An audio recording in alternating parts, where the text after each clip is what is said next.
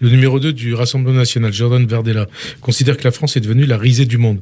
Donc, du fait de ces ratés de la campagne de vaccination, de ce début de campagne de vaccination. Et puis, Olivier Faure, le premier secrétaire du PS, que vous avez connu, puisque vous venez du Parti socialiste, dit qu'il s'agit d'une humiliation pour le pays de Pasteur. Qu'est-ce que vous répondez à l'un et à l'autre et à toutes les critiques? Je les laisse l'un et l'autre à une forme de médiocrité ou d'irresponsabilité. C'est-à-dire, alors, on va commencer par Bardella, ensuite par... C'est trop facile de se poser uniquement en commentateur.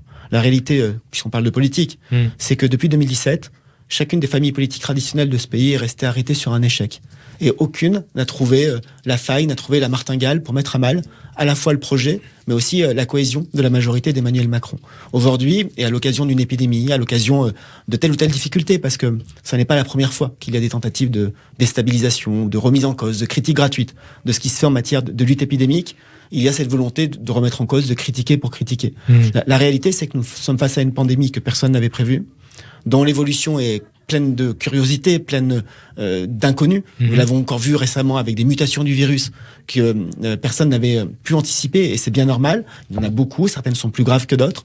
Il y a une situation économique et sociale qui est née de cette situation pandémique et de la volonté de sauver les vies, qui est une situation économique là aussi inédite, et le gouvernement est pleinement mobilisé.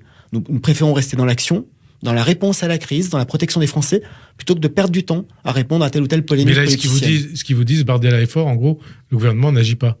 Il se trompe, mais comme ça n'est pas la première fois, c'est peut-être pas utile de trop s'arrêter.